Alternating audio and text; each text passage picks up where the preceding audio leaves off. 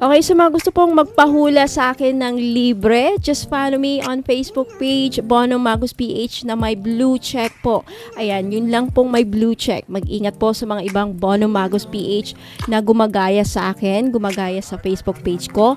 Yung wala pong blue check na Bono Magus PH, yun po ay mga scammers. Kaya ingat po kayo. I-follow lang po yung Bono Magus PH na may blue check. Okay, once or twice a week po ako nagpapahula doon ng libre during Facebook Live. Kaya make sure na kapag follow po kayo para pag may Facebook Live ako session, ayan, ma-notify kayo sa inyong mga phones na may live ako. Mag-comment lang kayo doon during sa Facebook Live. Ang makaka-join lang po is present during sa Facebook Live. Ayan. Kaya make sure na present kayo. So, anong oras po? Kadalasan morning, 9 a.m., 10 a.m., or 11 a.m. Sad to say, wala sigurong afternoon or after lunch kasi summer na po, tag-init, sobrang mainit. Alright? So, usually talaga morning ako nagla-live. Ayan, see you there. Ayan, hope to see you there sa Facebook page. Sun, Moon, Rising, and Venus placements. And of course, sa ating mga cross-watchers, magandang araw po sa inyong lahat. Welcome back po dito sa Bono Magus PH. My name is Angel Francia Feliciano. Now, in today's video, Libra, kukuha tayo ng mga baraha para sa inyong mga kinakaharap na issue ngayon, no? Mga pinoproblema ninyo. And for those of you, if you are seeking guidance and clarity para sa mga kinakaharap nyo ngayon na problema, whether sa love life, kalusugan, career, trabaho, or negosyo, or anything related sa pera. Tignan natin kung ano ang mga dapat ninyo malaman, mga mensahe para sa inyo galing sa yung mga spirit guides and angels. Again. Now, paalala lang Libra, sa lahat po ng mga nanonood, lahat po ng tarot readings ko dito sa YouTube ay general reading lamang. So, ibig sabihin, di po lahat ay makaka-resonate. Kunin nyo lang kung saan ka nag-resonate, Libra, at iwan yung hindi. Alright, let's start. Libra, Sun, Moon, Rising, and Venus placements. And then we are going to, i-clarify natin itong mga barahan na to. Libra.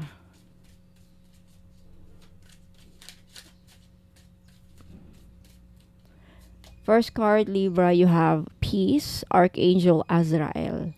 Release the past, there is more enriching future coming. Let go and let God. I feel like marami sa inyo right now, mamaya explain ko pa na yan maigi. I feel like marami sa inyo lately or mga nagdaang araw, Libra. Magulo ang utak, maraming iniisip na mga pinoproblema.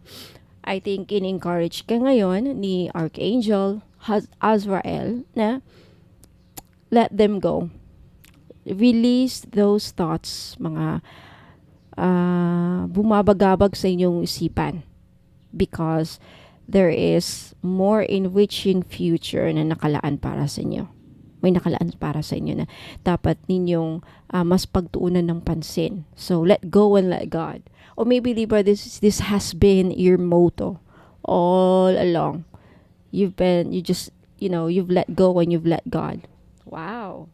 Next energy you have, Libra, is change your life. Or maybe this is a confirmation, Libra, na magbabago na yung buhay. Claim this. Wow. So there's a sudden revelation that offers freedom for you. You'll be breaking free of procrastination and embrace the opportunities that change brings. Mama, explain natin to isa-isa. Next, you have solutions. Andito na yung mga solusyon sa mga pinoproblema ninyo, Libra. So, ang mensahe na nakasulat dito sa baraha is success that comes from objective compromise, self-control and patience, forgiving and healing energy. Mamaya i-explain ko pa to mamaya. Balikan natin yan. I-layout ko lang muna yung mga baraha ninyo, Libra, okay? The Emperor, you have Archangel Uriel, stability and efficiency. Taking charge of a situation, ambitious plans. All right. Next energy, you have the Nine of Ariel. This is the Nine of Cups. Wish fulfillment. Alright? Ito yung mga katuparan na yung mga pangarap katuparan ng iyong mga pangarap, katuparan ng iyong mga hinihiling. Wow, your dreams are fulfilled. This is a confirmation. Your hard work will lead to your great success, Libra. A great love for the beautiful things in life. Oh, mamaya ano natin yan. Confirm natin yan. You have the Strength card. You have the Page of Wands or the Page of Gabriel. And you have the Seven of Gabriel, the Seven of Wands. At the bottom, you have the Three of Gabriel of the Three of Wands. Wow! Prosperity is arising from wise planning.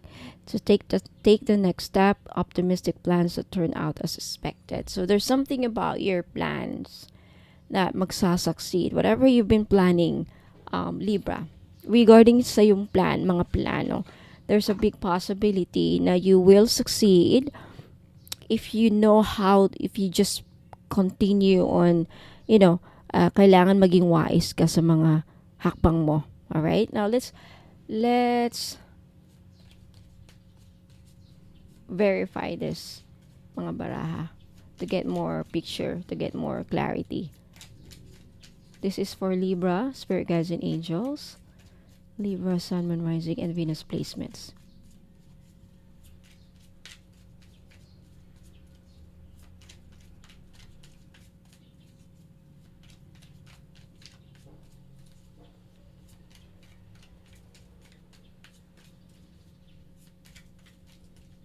Kukuha ako ng 3.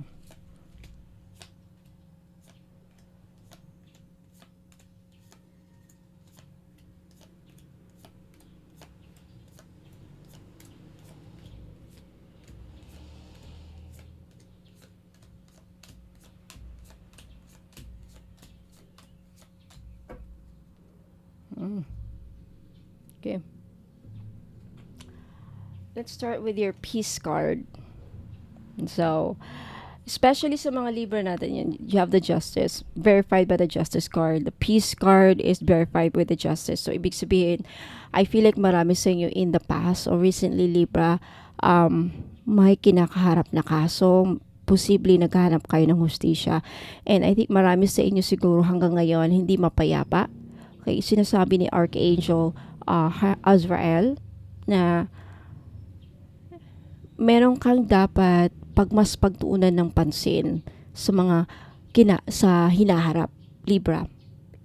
That is more enriching para sa iyong kinabukasan. And I feel like in-encourage ka ni Archangel Azrael na pabayaan mo na, let go and let God, paubaya.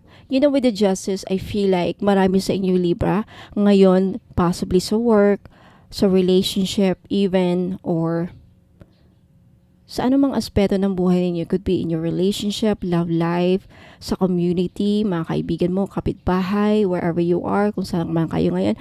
I feel like if hindi marami sa inyo, kung hindi lahat sa inyo, possibly yung iba sa inyo, minamaltrato. Right? Minamaltrato. Buksan ko lang yung electric fan, Libra. Wait lang.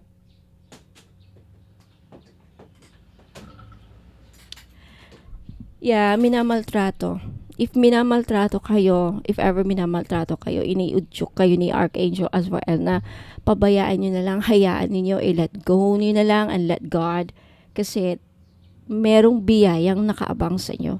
May biyayang nag-aantay para sa inyo. Wow. And next, you have the Queen of Wands.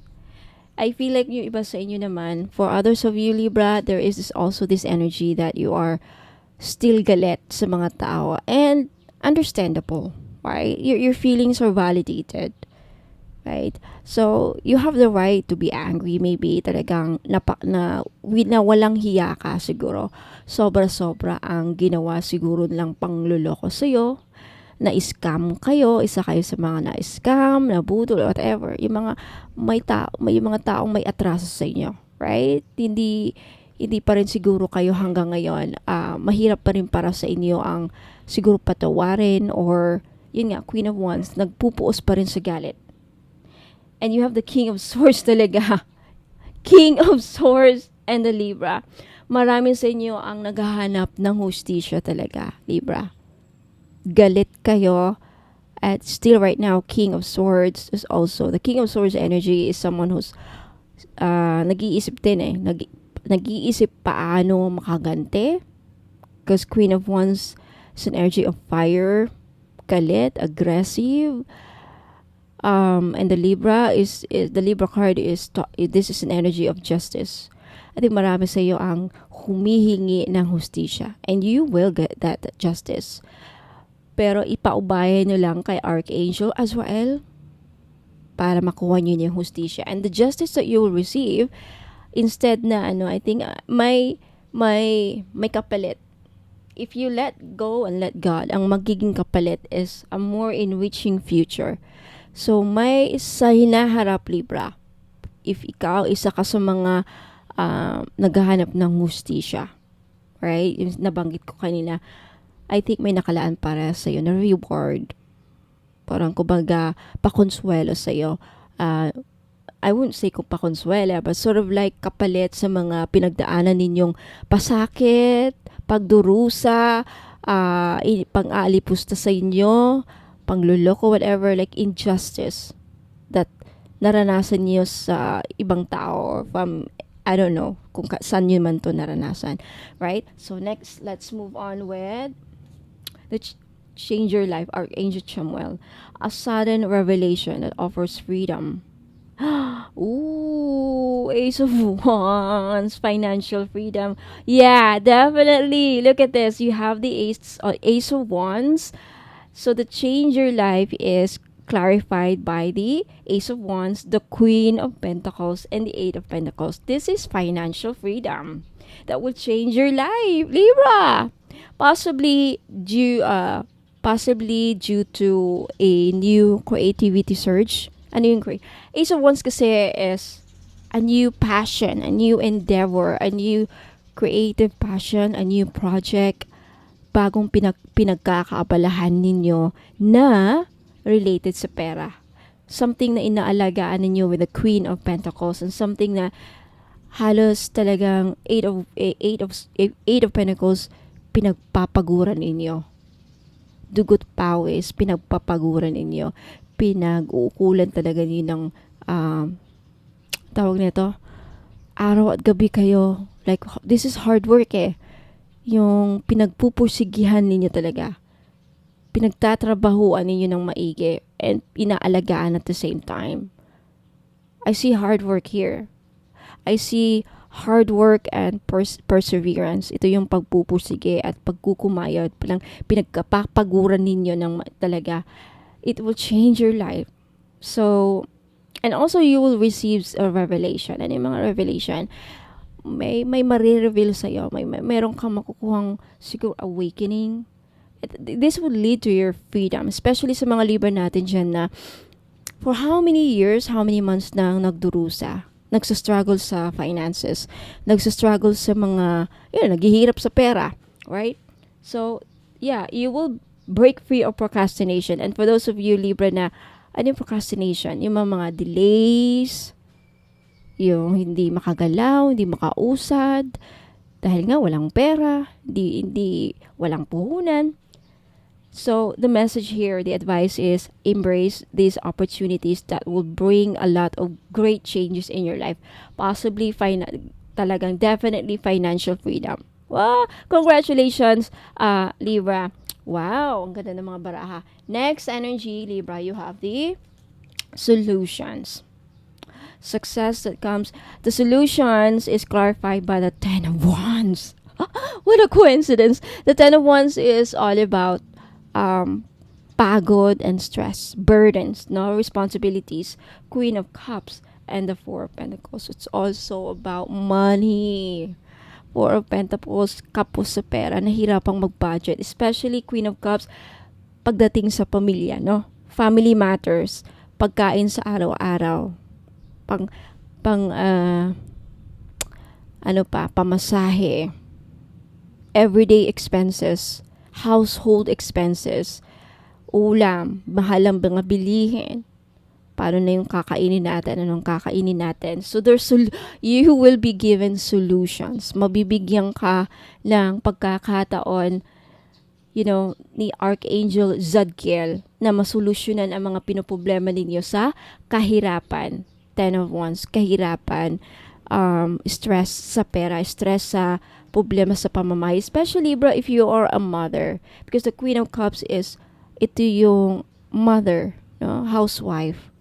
But whether lalaki ka man o hindi, this Queen of Cups is breadwinner.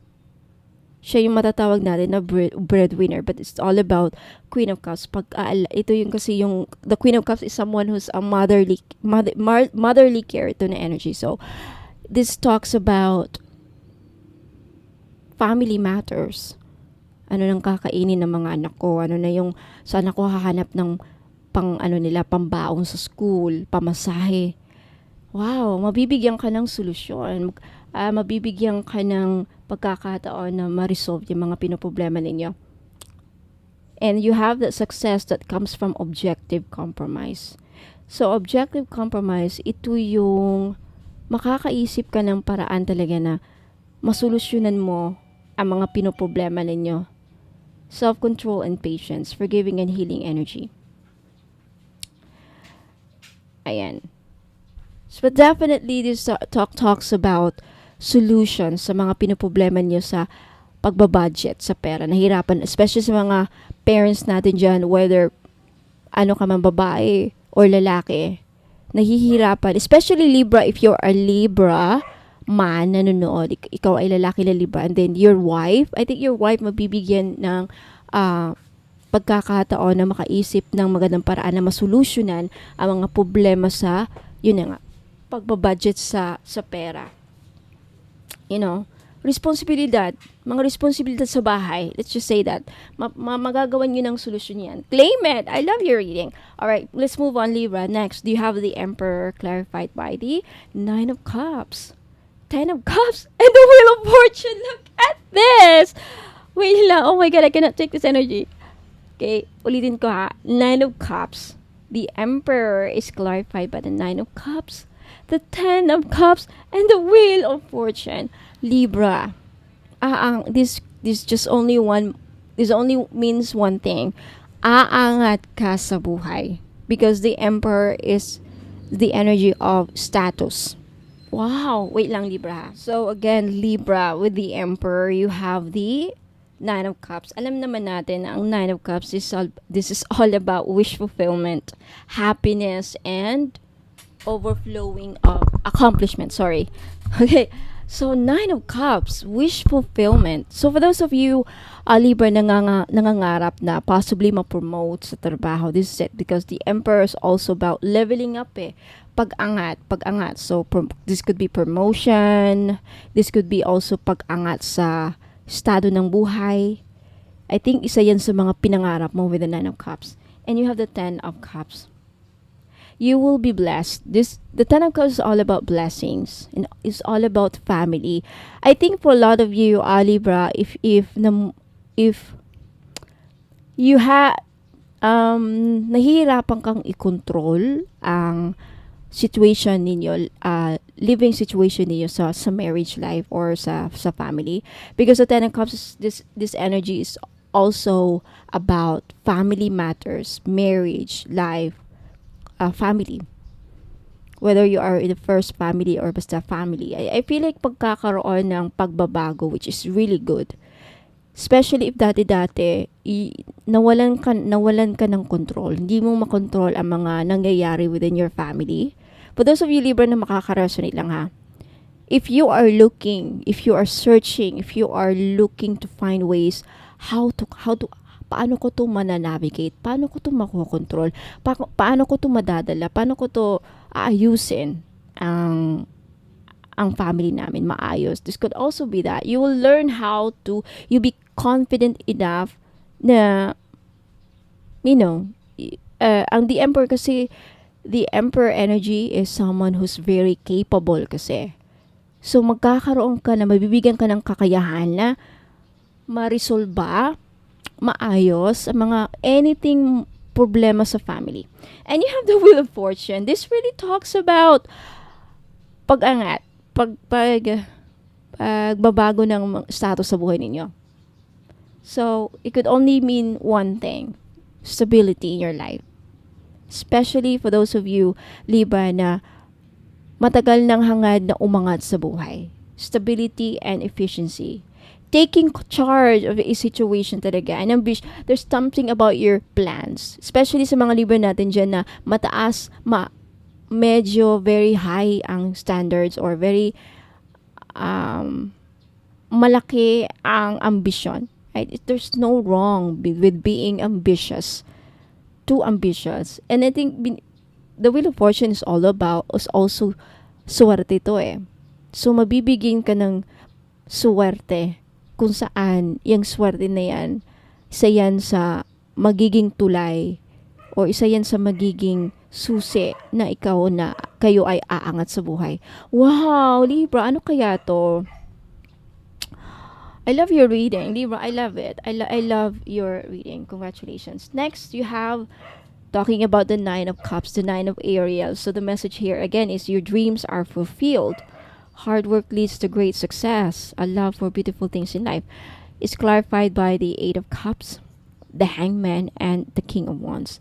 I think this talks about sa mga Libras natin dyan na nawala ng trabaho, nalugi ang negosyo at na-stuck sa sitwasyon na na-stuck sa negosyo, hindi nakausad, wala nang movement, wala nang nangyayari sa mga negosyo or sa trabaho, hindi makahanap ng trabaho with the Hangman. The Hangman kasi is stuck movement to. Hangman is parang you feel trapped, right? Hindi ka makagalaw. And pag-iisip ng paraan, ginagawa mo na lahat. Nakabaliktad ka na para isipin mo anong gagawin ko. And the Eight of Cups is something na hindi nag-work. This could also be about relationship for some of you. For others of you, this could be sa work or even sa business with the King of Wands, because the King of Wands is career and entrepreneurial energy. So, King of Wands, for those of you Libra na mga business people, if you're a businessman or businesswoman, I feel like in the past may hindi nag-work or you're looking for some ways to improve your business para lumago ang business. If that's your wish, then this is a confirmation that your wish will be fulfilled. Especially for you Libra na there's something about may pinapangarap kayo sa trabaho ninyo, or maybe this is about your dream job.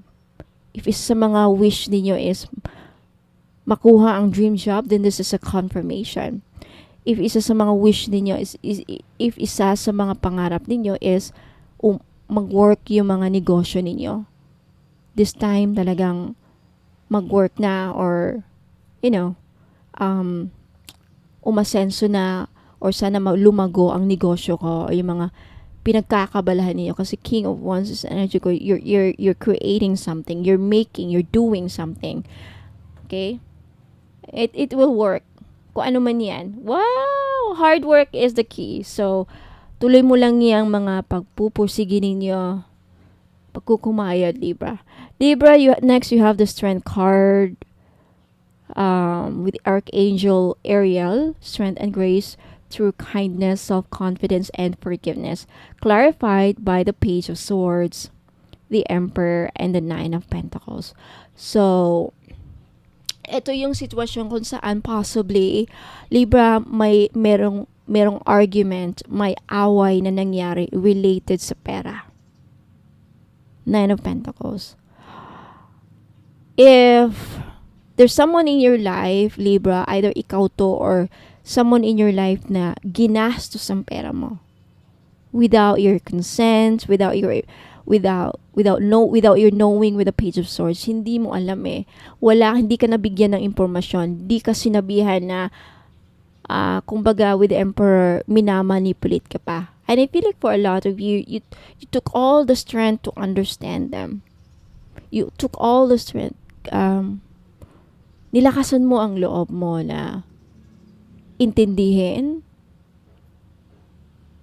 Page of Swords, intindihin, trying to understand kung bakit niya nagawa yan, the Emperor who manipulated you in the past. I feel like marami sa inyo, I think makaka-recover din. I think some of you, this also talks about narcissistic behavior.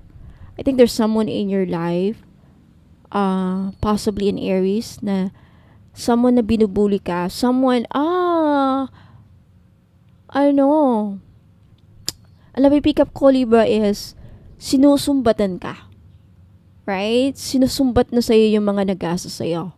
Possibly your husband or your sino man ang sa inyong relationship, breadwinner with with the emperor.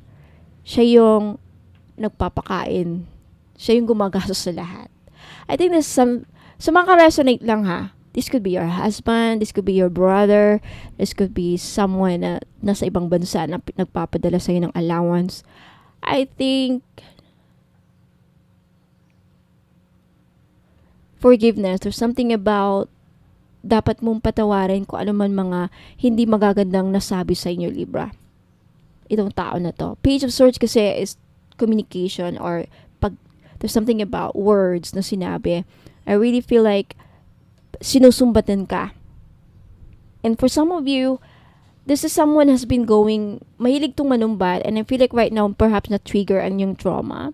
So, something about nilalakasin nyo na lang ang loob nyo na siguro tanggapin ang mga masasangsang na salita na sinasabi para lang ma-survive ka. There's something about that. You need to forgive. Let go and forgive. Okay, so siguro konti lang makakaresonate nun. Let's move on with the Page of Wands, Page of Gabriel, clarified by the Page of Cups, the Devil and the Tower. Ooh, okay, Libra, this is a warning. Okay, this talks about a warning. Mag-ingat sa makikilala nyo, Libra, water signs and fire signs. Aries, Leo, Sagittarius, and Cancer, Pisces, Scorpio na mga immature. Itong mga tao na to, this could be your friend, this could be people in your life, this could be someone na kausap mo ngayon, ka-flirt mo ngayon, baka niloloko ka lang. Ang mangyayari kasi, these people are toxic in your life. The Devil in the Tower. This screams conflict. Gulo lang ang maidudulot sa'yo sa buhay mo. Gulo at katoksikan, drama with the Tower. The Tower is ruled by Mars, and kung saan yung Mars, there's drama, there's always drama, puro drama. Grabe yung drama. Conflict, away, barangay, gulo, chismis, away, mga misinformation. Alam mo, masasali ka sa gulo, kaya iwasan. And the Devil, this is a very napaka-toxic, devilish energy, grabe ang toxic. Grabe ang gulo na idudulot sa'yo ng tao na to. I think this person is possibly this, you could relate this sa I think makaka-relate yung iba sa relationship. Okay? Baka darating yung time, if ever nag-uusap pa lang kayo ngayon with the Page of Wands, kasi Page of Wands is an energy kung saan nagchichikahan pa lang sa messenger, and then yung, syempre, sa umpisa lang yung kilig-kilig, right? We all know that. I feel darating yung time na magugunaw ang mundo mo dahil sa tao na to. Alright? So, wag mo na silang, I would remove myself. If I were you, I would remove myself from these people. Mga immature yung mga yan. Alright, let's move on with the 7 of Wands, clarified by the 9 of Wands, 5 of Swords, and the 4 of Cups. Ooh, stand up for what you believe in, have confidence, claim your personal power. So this is also an advice, Libra. I feel like for recently, Libra, you've been stressed. Stressed sa mga problema. Pagsubok with the 7 of Wands, the 9 of Wands, wounded warrior.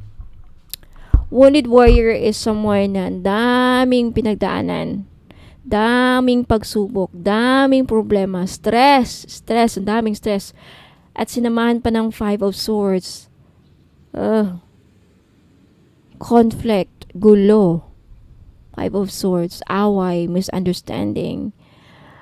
Pagbibitaw ng hindi dapat binitawang salita. I feel like 5 of Swords energy is someone na kailangan ba dapat sabihin mo yon? Like, was it really necessary for you to say those things?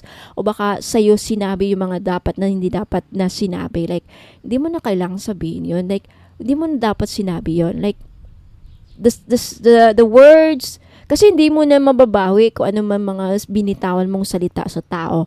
Kung ano man mga binitawang mga salita towards you, Libra, right? Hindi na yan.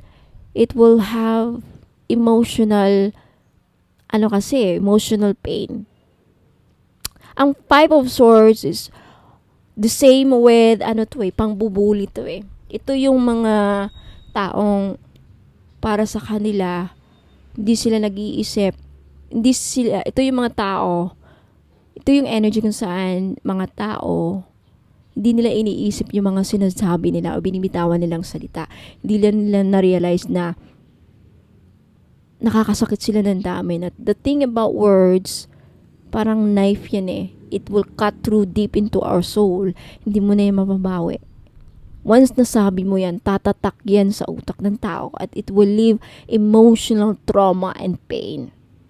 Four of Cups. I feel like for those of you Libra, kung sino man ang nagbitaw ng hindi magandang salita, either sa'yo or posibly din ikaw ang nagbitaw, kasi Libra, let's face it, your negative traits is one of your negative traits. Kasi we have positive and negative traits. One of your negative traits, Libra, is masakit ka talagang magsalita. Right? Masakit kang magsalita. And I feel like with the Four of Cups, meron yung regret with the Four of Cups energy, and at the same time, iiwasan mo na yung tao na yan. Four of Cups kasi is also ignoring. I think, meron ka ini-ignore na tao dahil, and you also set boundaries with the Nine of Wands. Also, this is also setting boundaries. I think maglalagay ka na ng fence around this time. Maglalagay ka ng bakod na wag ka nang lumagpas. I'm not gonna let you into my life anymore. There's something about that. I don't know why na-pick up ko to. Anyway, sa makaka-resonate lang. And last but not least, you have the Three of Gabriel. This is expansion. Expansion. Okay, ayoko lang kunin to. This is expansion. Let's see. Nasa baraha. Knight of Pentacles.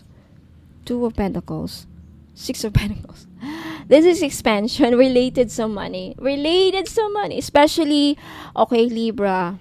Okay, Libra, I have good news. Libra, there is expansion na paparating sa buhay mo. Prosperity arising from wise planning. So, alam mo ang sikreto para ma-achieve mo tong prosperity. Balancing, and wise planning with your money. Kasi the Two of Wands is about tamang paggastos, tamang pagbalanse ng pera. And you have the Six of Pentacles. Ito yung pag-consider or pag-assess ng tama kung saan napupunta ang pera, saan yung labas at pasok, Six of Pentacles. Ito yung labas at pasok eh. Kanino mo binibigay? Ito yung nare-receive mo na pera at naaabot mo. So, this is in and out energy of your money.